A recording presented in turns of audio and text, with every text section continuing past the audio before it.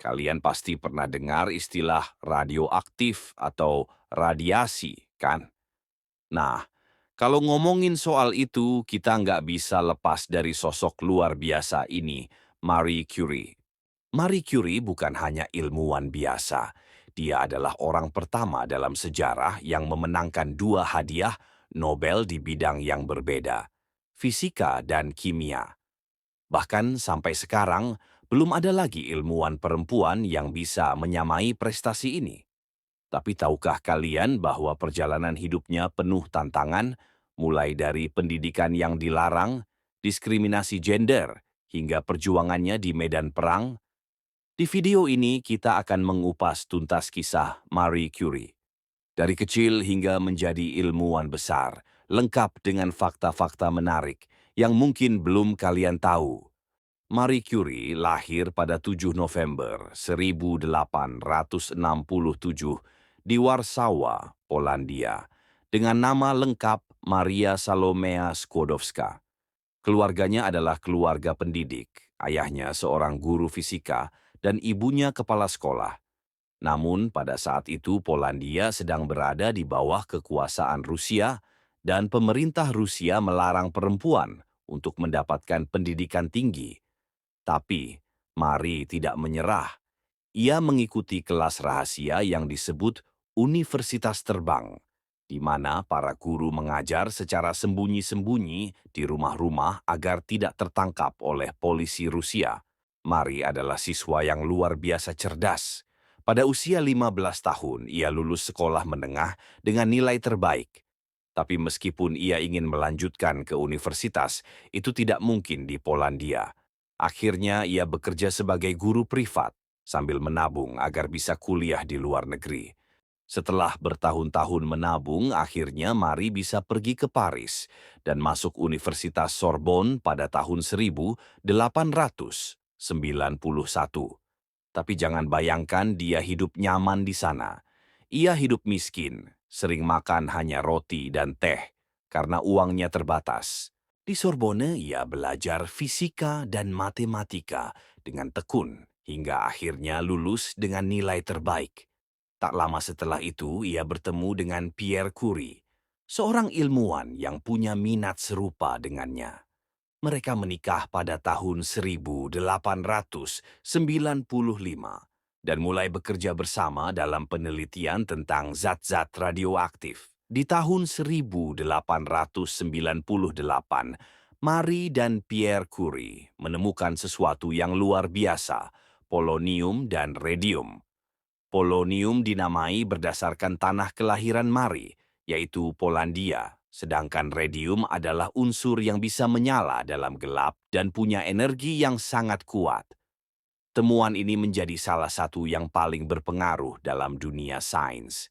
Waktu itu, belum ada yang benar-benar mengerti soal zat yang bisa memancarkan energi sendiri. Bahkan, kata radioaktivitas yang kita kenal sekarang pertama kali diciptakan oleh Marie Curie. Penelitian mereka membuka jalan bagi pemahaman tentang bagaimana atom bekerja, yang nantinya berguna dalam pembuatan tenaga nuklir dan pengobatan kanker. Tapi penemuan ini nggak didapat dengan cara mudah. Marie dan Pierre harus mengolah bertonton batuan tambang hanya untuk mendapatkan sebutir kecil radium. Mereka bekerja di laboratorium yang panas dan penuh debu dari bahan kimia berbahaya. Marie sering begadang di sana mencatat setiap hasil eksperimen dengan teliti tanpa alat pelindung sama sekali. Waktu itu mereka belum tahu kalau radiasi berbahaya bagi tubuh manusia.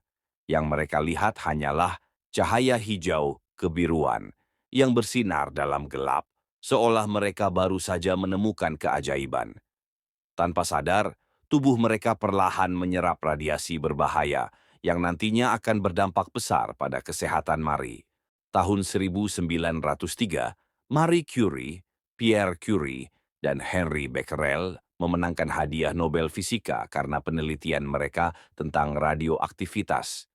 Tapi tahukah kalian kalau awalnya nama Marie hampir dicoret dari daftar penerima Nobel? Waktu itu, Akademi Ilmu Pengetahuan Swedia hanya ingin memberikan Nobel kepada Pierre dan Henry. Mereka menganggap Marie cuman asisten suaminya. Untungnya, Pierre nggak terima dengan keputusan itu. Ia menegaskan kalau Marie punya peran yang sama besarnya dalam penelitian mereka. Akhirnya, Marie menjadi wanita pertama dalam sejarah yang memenangkan hadiah Nobel. Tapi, perjuangannya belum selesai.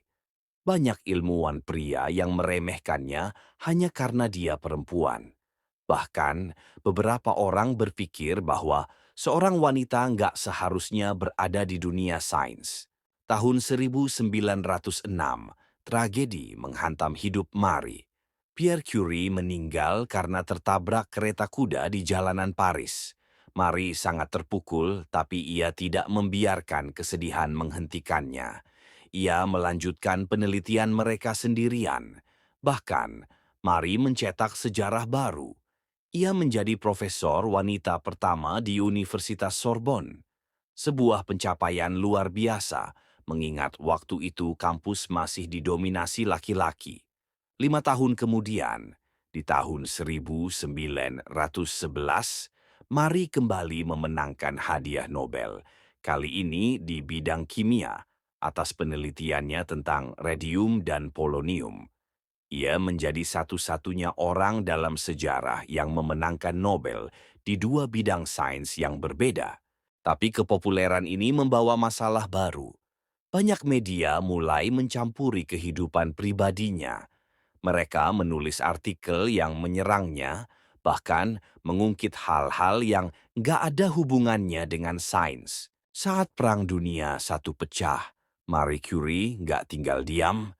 Ia tahu kalau teknologi radiografi bisa sangat berguna untuk membantu dokter melihat cedera di dalam tubuh tentara yang terluka.